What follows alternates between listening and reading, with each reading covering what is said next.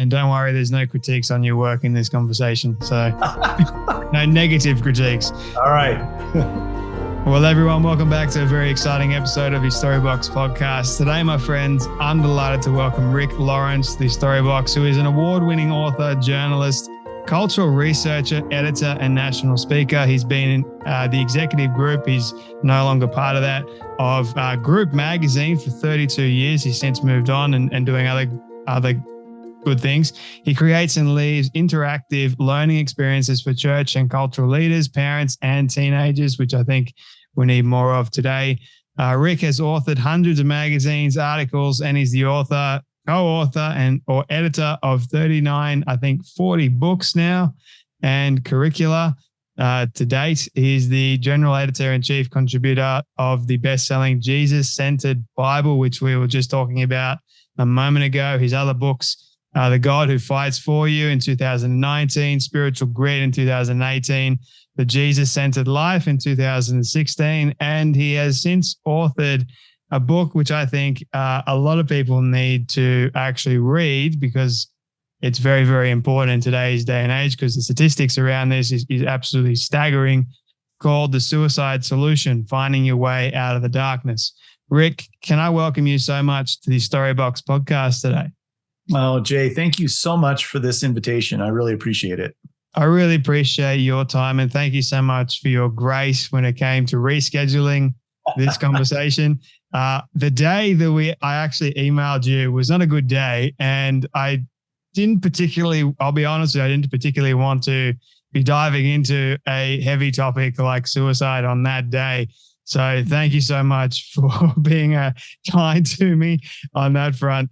I totally understand that, Jay, too. And in fact, this book, because it's called The Suicide Solution, one thing my co-author, Dr. Daniel Amina, and I did not expect, or we just didn't foresee it, is when you have a book called The Suicide Solution and you're out in public, like you're in a hotel lobby or something like that, you kind of don't want the front of that book to be upright. You kind of want to turn it over. And it's because just the name itself can feel heavy and like a burden. So it's not a surprise to me at all that you didn't want to dive into this on a day when you were struggling. But the good news about this book is that it's full of joy and hope. So a heavy thing that's like what Jesus does, he upends ugly things and makes them beautiful. Which is exactly what we're going to be talking about today for sure. I think you got to go into the darkness and then find your way towards the light, which is the general consensus for a lot of people. But I think this is a needed book and a needed topic because this is something that I had struggled with for a long part of my life. And like I was saying before, the statistics surrounding this are absolutely staggering. Are you able to share, before we I think we'll just dive right into the deep end, if that's okay with you, Rick? Oh, absolutely, yeah. Are you able to share some of the alarming statistics around that and why that is the case? Yeah, and you can tell me how what I'm about to say resonates also in your context in Australia. But a lot of what we put in the book is germane to American culture. Some of it's wider than that for Western culture. But right now, let me just reel off a few things. There's an epidemic of depression and emotional distress among especially young people in the United States. A fifth of them are right now wrestling with serious depression. And the COVID-19 pandemic just accentuated some of the aspects of this second epidemic. Yeah. So there's been huge increases in loneliness, anxiety, depression, post-traumatic stress disorder, substance abuse disorder, domestic violence, child abuse, you name it. It's been magnified over the last 2.5 years. At the height of the pandemic, so here's something that usually staggers people when I say this. The height of the pandemic, a quarter of all 18 to 24-year-olds said they'd seriously considered suicide in the last month. Yeah. A quarter of 18 to 24-year-olds. So you can see the results or the consequences of this very serious mental health issue that happened during the pandemic.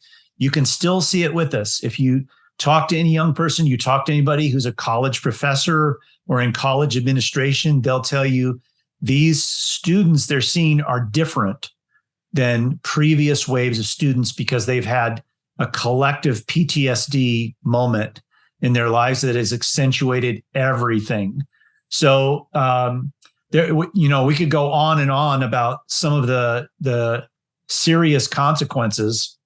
Let me just list a couple more. The one thing that's interesting is that if this trajectory continues, especially with young people, suicide soon will eclipse unintentional injury as the number one killer of teenagers. Suicide will. So, since the turn of the millennium, suicide has increased by about a third, 33%, and it's decreased our overall life expectancy. You've probably seen this in the news that over the last 2 years, the global life expectancy is going down, not up. That hasn't happened in the last century. So, what is that fed by? Well, some of it is drug overdose, some of it is alcohol-related diseases, but suicide is a primary driver of that decrease in life expectancy. So the bottom line is that everyone has a connection to this in one way or another, but people have a hard time talking about it for obvious reasons. You already said, Jay, this is a tough thing to move into emotionally and otherwise. So people don't often drag it into the light, but there's a Jim Collins who wrote Good to Great, which is the best-selling business book of all time. Yeah. He embedded something at the center of his book called the Stockdale Paradox, which was referencing Jim Stockdale. He was the highest-ranking American military officer imprisoned during the Vietnam War. And he was imprisoned for 8 years in a tiny cell where he couldn't stand up. He was tortured more than 24 times. He should not have survived this incredibly difficult experience, but he did. When many others didn't survive, he did. So after he got out, of course, people were interested to know how he survived this horrific experience. And essentially what he said, Jim Collins turned into what he calls the Stockdale Paradox. And what Stockdale said was the optimists who were incarcerated in the Hanoi Hilton with him, the optimists died early. People that said, hey, we'll probably get out by Easter or Christmas. They did not make it. The way to persevere under a difficult, challenging situation is to be brutally honest about the actual reality you're living in while maintaining your persevering hope at the same time. Those two things overlapping. And most people don't live in that tension. But Stockdale said, if you live in that tension, you'll survive. You have to be honest and real about your current situation without giving up your persevering hope at the same time. And I think that's the moment we're in. We need to embrace our brutal reality while hanging on to what is real hope. Yeah, I think you're spot on with that. I mean, I try and say that I'm an eternal optimist while I'm also a pessimist at the same time, because I like being grounded in reality. Yep. Because I think that is important, because if you have your head above the clouds all the time, you're going to fall short a lot of the time too. You're going to feel miserable, is what I've discovered in life. And I think this pandemic that has been going on, especially amongst young people, that was only heightened because of the pandemic of COVID-19. It was increasing because of other issues that were going on in society at the time as well. And this other issue of loneliness. And I guess my question to you is, why in particular is this rate of mental health, especially among young people, why is that going on? Like, what are the main reasons for this? Is it like, are we able to share some? Yeah. So we all know that this is true experientially. Teenagers are hardwired relationally. We all are, obviously. We're created in the image of God. who's a triune God. That means we're fundamentally relational people. Teenagers put that on steroids. Their whole identity is tied to who they're with. And during the pandemic, they could not be with their friends in a face-to-face way, in an in-person way. Yeah, and so all of their relationships were mitigated by Zoom or by technology of some kind. And it's just, we all know this, it's just not the same. So what that led to was wholesale isolation among teenagers. Now, it's isolation is one of the worst forms of punishment you can mete out upon a human being, because we're wired to be relational. Isolation can literally kill you. People who are put in isolated confinement can die from isolation. So here you have a whole swath of young people in their nuclear developmental stage, and they are without the kind of in-person connections that their souls desperately need in order to develop their identity properly. And what it did also was, this is a major theme and thread through our book. It sort of nuclearized the destructive narratives that were existent in teenagers, but in all persons. So all of us have planted seeds of what Daniel and I call in the book destructive narratives. They are narratives we tell ourselves about ourselves to help us make sense of our chaotic, messy, and damaged world. Yeah. And some of those narratives are full of truth, but many of our narratives are they come from the dark places in our soul. They're stories we tell, like, for instance, I was at a conference a few years ago, and the leader, it was a men's conference, and the leader asked the men to write down a lie they believe about themselves on a blank sheet of paper. They collected them and then it took in what was said on those papers overnight. And then the next morning they told all the men what collectively they had said. And by far, about 90% of the men put on their paper, "I'm not enough." Mm-hmm. Some version of "I'm not enough." So that is a destructive narrative. And what's interesting is that how is it possible that 9 out of 10 Christian men have a belief in them? They know it's a lie, but it's still existent in them, that they are not enough. And I think a simple answer to that is because we know that there is a father of lies. His whole personality is based on deception. And when he finds a lie or deception that is leveraging and works, he goes with it. And for men, that lie that works is "I'm not enough." So if you invest yourself too much in that destructive narrative, it can lead toward a slide of depression and suicidality in the end. Destructive narratives are dangerous. So a theme in the book is how do you surface your destructive narratives? And how does Jesus, what do we see in the patterns of how Jesus related to people? What do we see him doing with people's destructive narratives? How does he free them from the captivity of those destructive narratives? That's part of the exploration of the book. I love that. And while you were actually talking and describing that event and sharing that, I was turning to a page in my book that I wrote about. So there's a chapter called Suffering in Perfect Silence. And there's a particular, like on page 72 to 73, there's a sub-chapter or subsection called The Ugly Lies People Believe. And I tended to focus more on the lies that men believe the most. And number one that I wrote down is "I'm not worth anything." And then number two is "I won't ever be good enough." And then number three is "I'll never find or be loved." So there is a special need for men to feel loved by other people, that connection.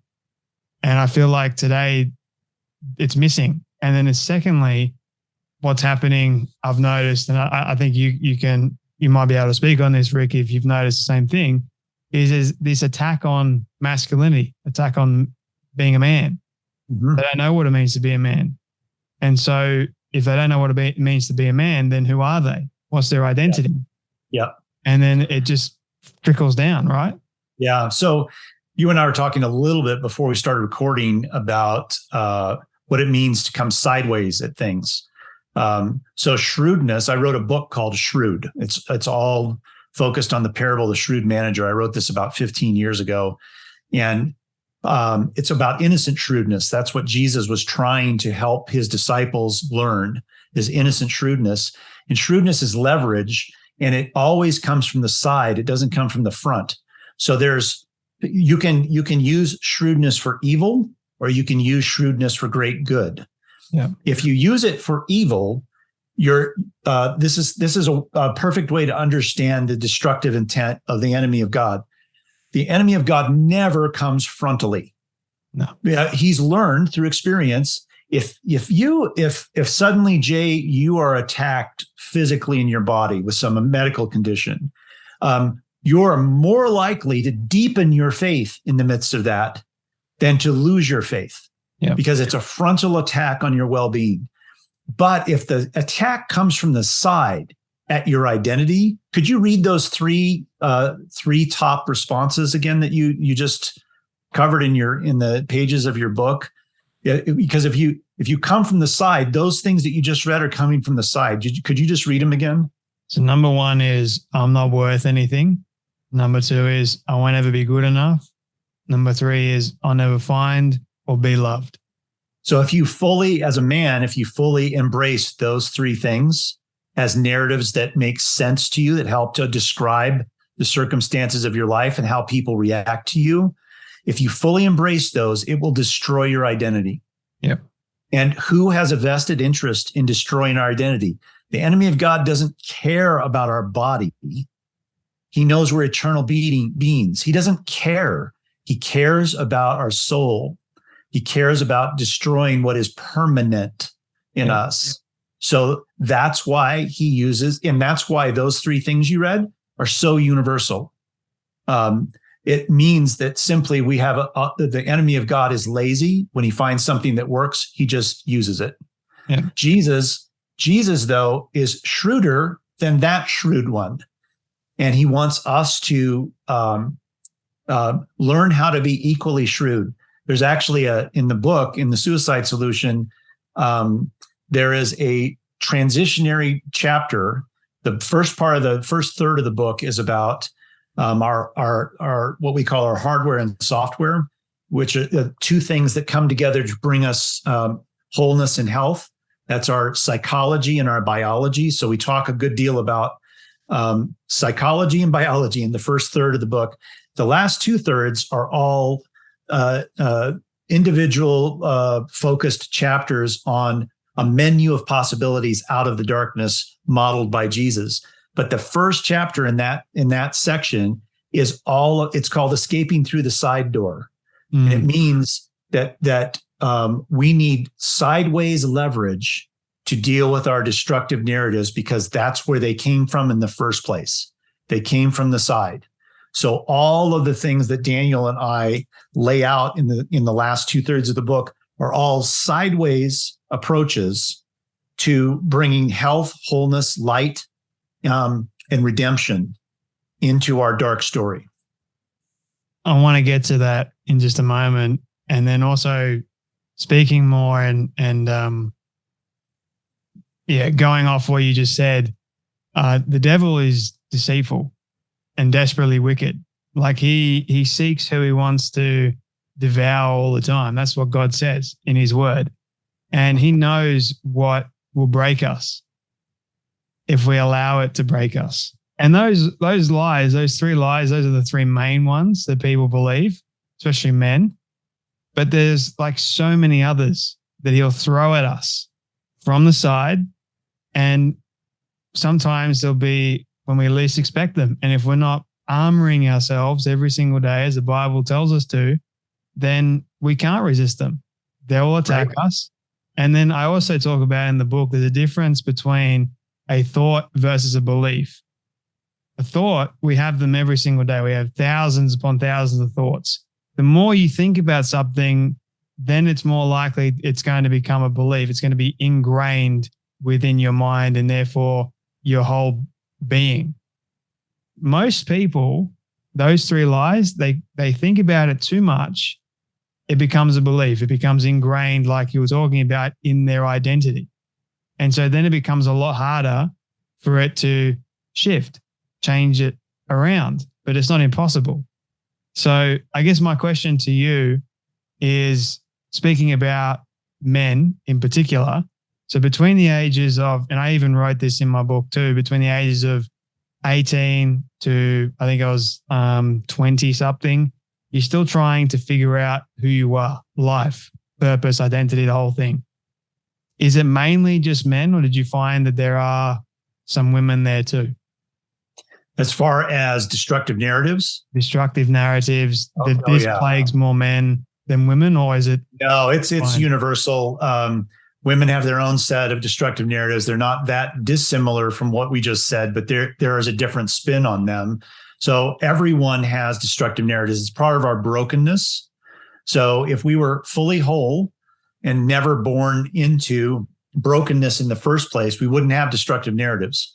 Those narratives are nurtured and cultivated by the enemy of God, because if his intention is to kill, steal, and destroy, which is what you just said, he's thinking, what is the most efficient way to do that?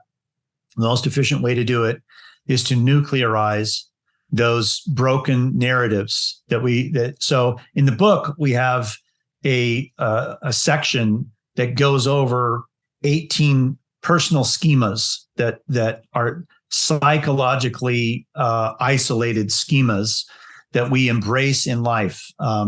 There's all kinds of examples of them. There are things like, I'll always be poor, for instance.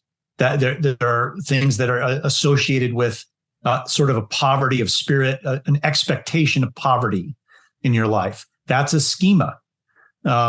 So there's 18 of those that are isolated in the book that we encourage people as they're reading the book. Again, back to be brutally honest. As you read those schemas, which ones do you identify with? Most people, men and women, identify with more than half of them. When you read them, when you see it in written word, it's hard to embrace it. But there's also a sense when you read these schemas that I'm not alone. Wow, I thought this was just me. Yeah. But many, many people must have had embraced these, what we call maladoptive interior narratives. So let me just read off a few. I bet if I just read them, people listening right now will resonate and say, oh, really? So emotional deprivation is one of the schemas. Basically, that your expectation or desire for normal emotional support will never be met by others. It's like the third one that you mentioned from your book, I'll never feel cared for. That's a schema of emotional deprivation. Yeah. Abandonment is a very widespread schema. Mistrust, defectiveness or shame. So not that I did something bad, but I am bad. That's a schema of defectiveness or shame. Failure, incompetence or dependence, vulnerability to harm or illness, meaning sort of an exaggerated fear that some catastrophic thing is going to happen at any point in time. Enmeshment, subjugation, I could go on and on. Just listing these few things, you can start to see, oh, I do have a relationship with that. So we all have these operating in us, but they're not all weaponized. So when a person is sliding into depression and suicidality, these schemas become weaponized in them. They become deadly in them. And then what we talk about in the book is the approach that we take is both a hardware and software approach. There's biological things you can do with your life to build a bulwark against these destructive narratives, sliding you down this slope. So there's biological things you can do. And often in the Christian world, we poo-poo those. We think, if I broke my leg, of course I'd go to a doctor. But if I'm struggling with depression, I'm embarrassed to go to a counselor. Yeah. I should have more faith in that. We don't say as Christians, my leg is broken, I should have more faith and it will be, and it never would have been broken in the first place. Yeah. We don't say that. We go see the doctor and who helps us fix our leg. But there are, in the faith community, we have an aversion to that relative to a broken soul. But there are biological helps that trained professionals can help us with. And then on the other side of that, the software side is designed to help our soul. What are some bulwarks that we can build up in our own soul that will keep us from those schemas in us becoming weaponized and driving us into the darkness? How much of it is actually our biology versus just our software? So it's the same kind of question you might ask about a computer. So how much is the computer's functioning really about the hardware versus the software? The answer is it requires both, no matter what. And if you get a bug in your hardware, it can slow down the operation of your computer or even destroy it. If you get a bug in your software, it can do the same thing. So we say in the book, Jesus quotes Isaiah when he tells everyone for the first time publicly what his mission is in the world. He quotes Isaiah. Central to what he's quoting is, I came to set captives free. Yeah. And then he sets about for 3 years doing it. And then through his spirit, he's doing it right now in our lives. His everyday thought, every moment thought, in fact, about us right now is, what greater level of freedom can I bring to Jay? What greater level of freedom can I bring to Rick today? Because we are captive to these things that intend to destroy us. So when we talk about hardware and software, the software side of this is the fascinating, upending ways that Jesus, while he was, so a good way to see this is whenever you see him healing someone, he's doing something to their hardware, giving them sight to the blind, healing them of leprosy. These are biological things. Yeah. But he's also doing something in their software. So a good example is the woman who, so Jesus is hurrying on his way to try to save the daughter of Jairus, a Jewish leader who is near death. He's the father is desperate. He wants Jesus to come as fast as he can. A girl's life is on the line, and he's crossing a public square, and a woman sneaks up behind him and touches the hem of his garment. And instead of hurrying on his way, as his disciples and everyone expects him to, he stops. He's risking the little girl's life by stopping. But he stops and says, "Who touched me?" And he won't leave until the woman finally comes forward and says, "It's me." Why is Jesus doing this? She's already experienced her biological healing. She's had an issue of blood for most of her life. She's spent her life savings trying to cure it. She's isolated and ostracized from society because of this condition, and she's healed. Why not let her just be healed and go on her own way? Because what Jesus does is he brings her into the public square, and by doing that, proclaims to the entire community, this woman is now healed. She's no longer should be isolated or ostracized for community. She's whole now.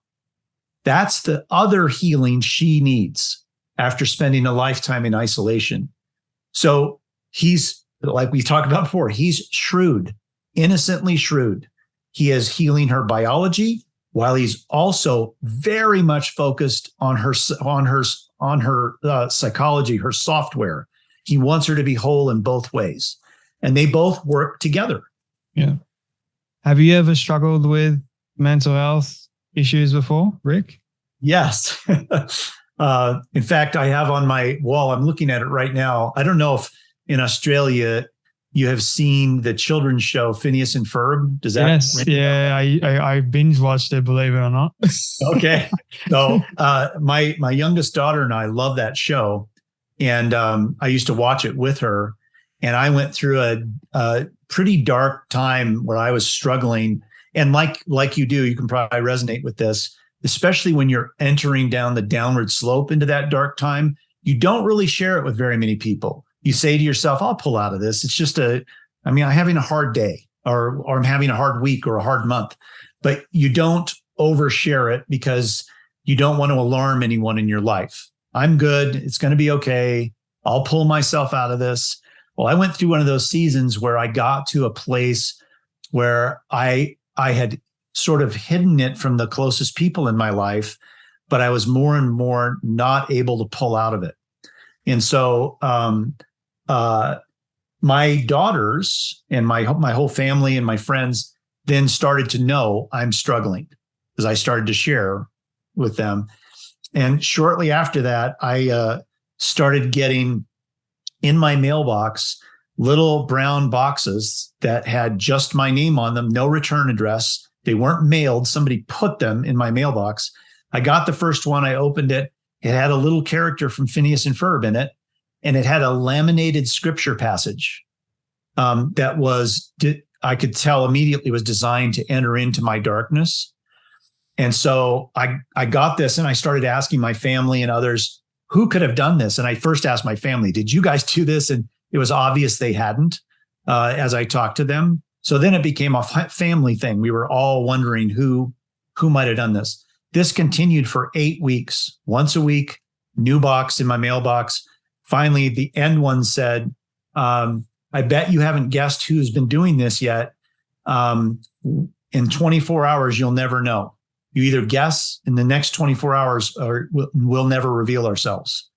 So then I became desperate and started guessing even more. And I was sitting with my daughter in my office one day, and I just had this hunch. I said, Emma, you're not. Now she was in 6th grade, 7th grade at the time. I said, Emma, you're not in any way involved in this, are you? And she paused for a second. And I looked at her face and I thought, oh my gosh. So what had happened is that I discovered my 2 daughters had cooked up this scheme to encourage me in the midst of my darkness by putting a Phineas and Ferb character there in a scripture passage. The thing I never told anyone was all of those 8 weeks, somebody going to all this great effort to help me didn't move the needle in my life. It had no impact on me. But when I found out who had done it, it healed me. It changed everything.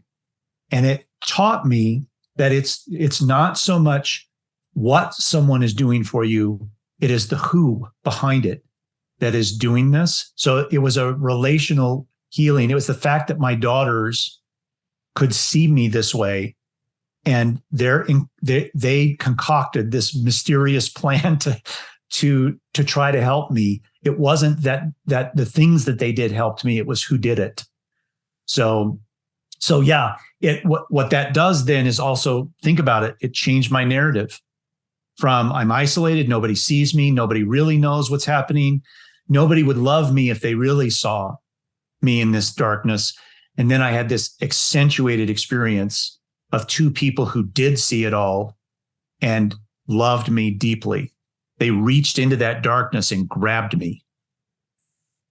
What's that saying? People don't care how much you know until they know how much you care. Yeah. I think that's what I was thinking about. And that's a beautiful story. The fact that your own family members did it for you. But yeah, I have their letter framed in a box frame with all of the characters that they sent in those boxes standing up in the bottom of it. So I think everyone needs someone like your daughters in their life that actually cares for them. And that's what I like when we are going through a difficult time in our life. It's so easy to say, oh, you'll be right. In Australia, there's that she'll be right attitude. But I encourage people more and more today, if you're a Christian or even not, go and seek someone you love and trust and just talk to them. Just open up, because you never know what's going to come out of that. Could I could I say also, you said everyone needs someone who cares deeply for them. The way I frame that, the way Daniel and I talk about in the book is so our life of intimate relationship with God is fueled by what I call paying ridiculous attention to Jesus. Yeah. So it's not just casual attention to him, it's ridiculous attention to him, paying attention to his details because there's beauty in the details. And we mostly skim over the beautiful details of Jesus. But it also has a horizontal component, paying ridiculous attention to others. Most of us have never experienced someone paying ridiculous attention to us, not for the purpose of destroying us or critiquing us, but for unearthing the beauty that is there. We just don't experience people doing that. If you become a person who pays ridiculous attention to others for the purpose of surfacing their beauty, you will light their path out of darkness into the light and out of captivity into freedom if you do that in their lives. But it means that you have to see yourself as a person who pays ridiculous attention to people. You don't let little cues that they give off. Like you at the very start, Jay, I'm glad we talked about this when we were recording, but at the very start you said, I went through a period of time in my life when I didn't want to record a podcast about suicide. So I'd say in 90% of our conversations, if you were not talking to be recorded on a podcast, people might blow past that. Only 10% of the people would say, Jay, would you mind me asking what was going on in your life that day or that week? That's paying ridiculous attention to someone. It's not letting details go by. It's stopping and exploring what those are. And I've been doing this my whole life, my whole adult life. And most people say, oh, I'm afraid that people think I'm prying or going too deep, or I'm asking, you even asked, is it all right if I ask you any question I want to? It's because we're concerned that we'll overstep our boundaries. But my experience is in doing this with people, I have never had a person not open up to me when I pursued them with genuine care, the details of their life, like saying, I just heard you say this. Would you mind if I asked you what's going on in your life with that? People don't say, no, I'd rather not. Yeah. They always say, they give some version of the truth. And the longer you stay interested, paying attention, the deeper they'll go. It's that vulnerability factor, I think. Yes. Yeah. When they see that you're opening up, it gives them permission to do the same. Or when they, even deeper, when they say that you're legitimately interested. Yeah. When they can see that. Yep. When they sense you're legitimately interested and you're not going to give up, then they open up. Yep. That's an important distinction, I think, because you can have those fake people that just say it for the sake of saying it. And then you'll have those genuine people that will say it, mean it with all their heart, and they'll actually listen to you.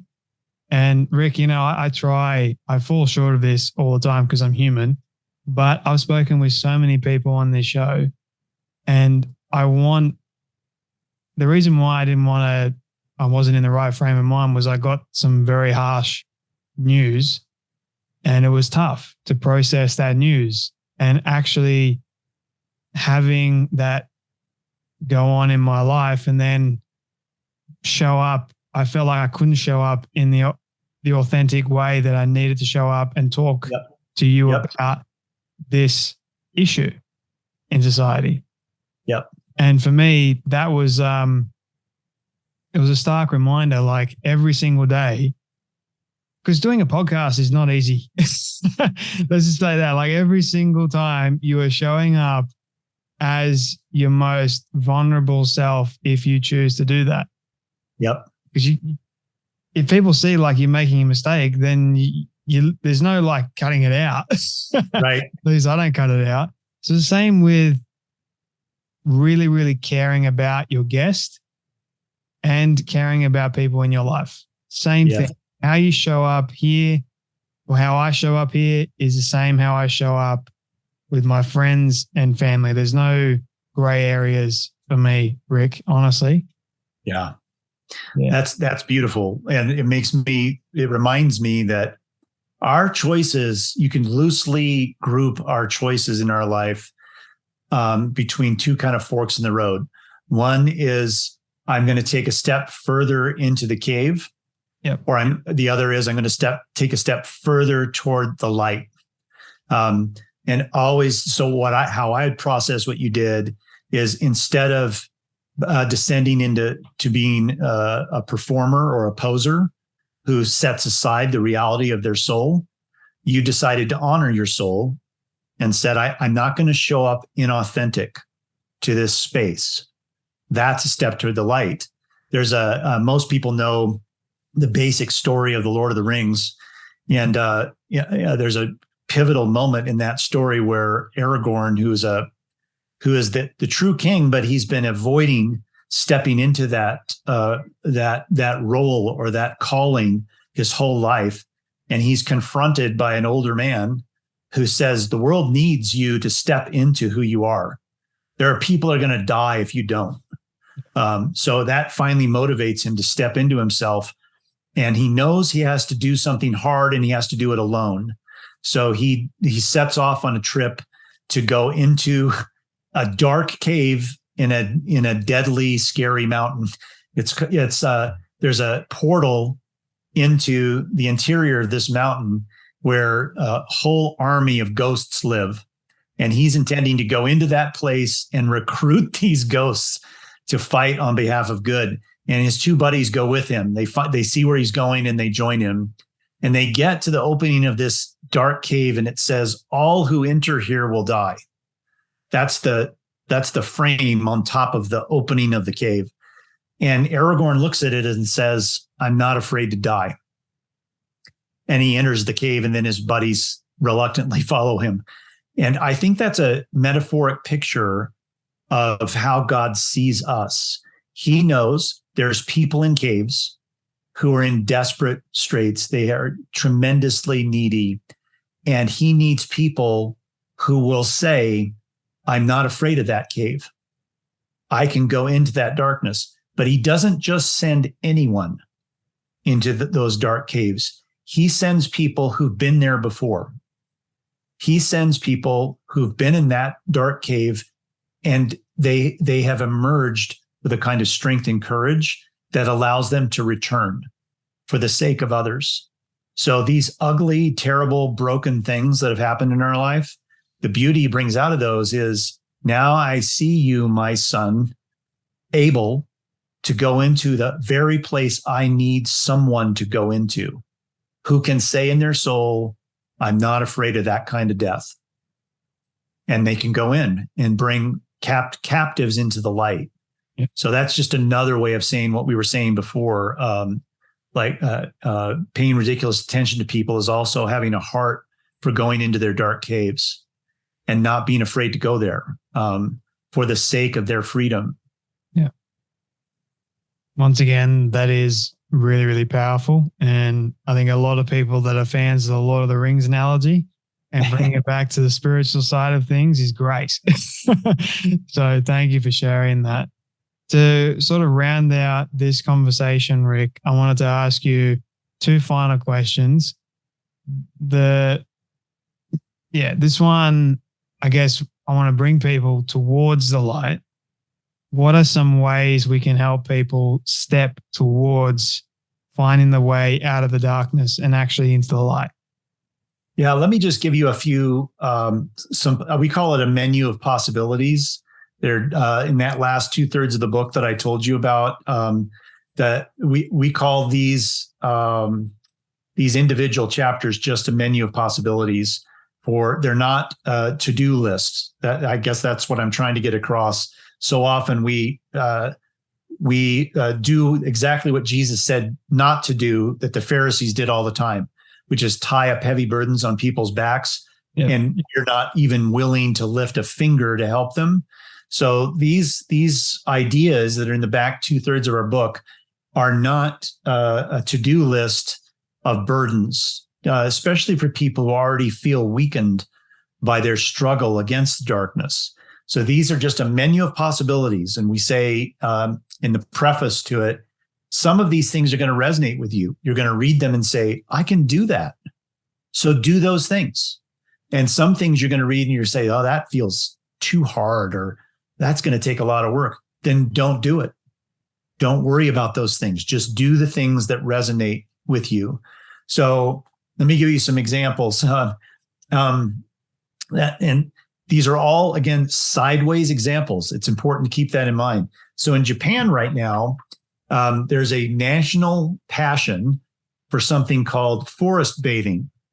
Yeah, forest bathing. And it means that many, many Japanese people have made it a habit in their lives to get out of the city and into creation. And they call it like taking a bath in creation. So it's healthful. It brings psychological and physical helps, but it's not just metaphorical. There are reasons why God has created his created world designed to heal us. Yep. So the longer we spend in his creation, the more healing we experience or wellness we experience. So one example of that changed a habit in my life was I learned that trees let off a oil called phytocytes. It's like almost like a gas that they emit into the air. These phytocytes are designed to keep insects from destroying them, but the impact they have on human beings is they impact our emotional wellness. These phytocytes. So when we are walking through a forested area, we are drinking in phytocytes from the trees, and it makes us feel elevated in our soul. And that is not a psychological thing. It's a biological thing. It's like we're being bathed in something that improves our mood, I guess is another way of saying it. So if you develop a habit pattern of spending more time in creation, you're taking advantage of something God has embedded in his created world that helps us emotionally. So the change that brought about in my life is I wouldn't call myself a runner, but I try to run once a week in addition to the other fitness things I do. And I used to run in our neighborhood. We have a 2-mile loop in our neighborhood that I would run on the street. When I started reading this, I thought, what if I ran on the trail that's just outside our neighborhood that goes through the forested area? So I immediately, the first week I started doing this, I realized when I used to run in our neighborhood, the 2-mile loop, I would usually have to stop once or twice, walk a little bit, and then finish my run. I could run 2 miles in the forest without stopping. And it was more challenging to run there because there was more hills.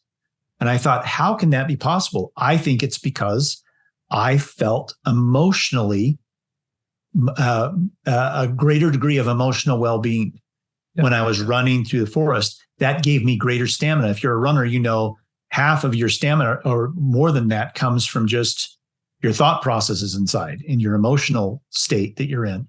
So I found that I could run farther and faster when I was running in a forested trail. And it's because of what I was experiencing biologically in a forest instead of on a paved street. So that's an example. And we start off that chapter. It's called Immersing Yourself in the Natural World. We start off looking at how much Jesus used metaphors and parables from the created world. Consider the lilies.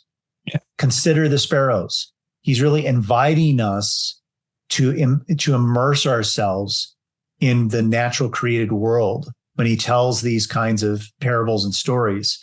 So he's inviting us to do something that will affect our wellness from the side. There's a whole chapter in that whole menu of possibilities called Changing Our Interior Narrative. And we spoke about this at the start of the podcast quite a bit. They're just strategies for how to go after your destructive narrative. So one of the examples we give in that chapter is I have a friend who was really wrestling with his destructive narratives. So he found all of the promises of Jesus he could find in Scripture. He recorded them on his phone, and then he went to bed listening to his own voice tell him promises of Jesus. That's how he went to sleep every night. Over the course of time, it eradicated many of his destructive narratives because he was going to sleep listening to the truth every single night. So that was his strategy. May not work for everyone, but that's an example of how to confront your destructive narratives. Another easy one to say is to surface it and share it. Surface it and share it. Get your destructive narratives out of the dark cave into the light. Admit them to someone. Especially, this maybe goes without saying, but admit them to people who care about you. They can't fix it for you, but they can be mirrors for you in your life. They can say, that's distorted. Here's the true reflection of you. We form our identity by looking outside of ourselves at the reflections around us. Your friends can't reflect back the truth about you unless you tell them the untruths that you see yourself in. That's then an invitation for them to reflect back the truth. All wonderful strategies. And me in particular, I love the running thing. I am a runner. So before doing this conversation, I went for my daily run. And I feel a lot better mentally, physically, emotionally, and even spiritually when I go for my run, when I'm pounding the pavement and I'm in nature. Could I say something quick as an addendum about that, Jay? One of our chapters is called Engaging the Body. And so it starts off with an exploration of Jesus's physicality. So we think of him as a carpenter, but he was actually a stonemason, and he worked for his father's stonemasonry business. The building material that they used at that time in his area of the world was stone, not wood. And so he worked for his father's business. He worked in one of the most physically demanding jobs you can have his whole life until he was 30 years old. Most historians and experts say if you calculate the distance that Jesus, just based on the trip, the accounts we know of where he walked to, and then what an average person at that time in history would have walked to, Jesus likely walked the circumference of the earth by the time he went to the cross. So he was a very physical person. And he was physical because that's a part of our hardware that needs to be supported biologically. It's not just that I'll keep fit or I'll lose weight. It's good for our soul to be physically active. He tells us to actually look after our body, to take good care of it, to look after our mind, to look after our spirit, all these things. And I think that Jesus was really, really fit is a perfect example. Be more like Jesus. Yeah. Well, and we often translate that as, yeah, I know. I need to be more fit. I need to eat better. I've heard it all before. The heart of what Jesus is saying, though, is if you'll do this, you will build up a bulwark against an enemy who's trying to destroy you. Yeah. So wake up. You are under assault, and your physical fitness will help you in your soul and your body to beat back those assaults. It really does work, because I notice any day that I somehow miss my run or miss my walk or miss my workout, I feel it. I don't feel as good. I've got to do that movement. So Totally agree with you on all those areas, Rick. My final question for you, I wanted to ask, where do you want people to actually get a copy of this book? Oh, that's a great question. It's easy. You can find it easily on Amazon. So it's called The Suicide Solution. Just look on Amazon for it. You can also visit my website if you like. It's ricklawrence.com. Pretty easy to remember, ricklawrence.com. The book's on Amazon. You can get it there today. Rick, thank you so much for your time today. I'm glad that we had this conversation. I hope it really does help people find their way out of the darkness and into the light. But thank you so much for joining me today on the Storybox podcast. Thank you, Jay.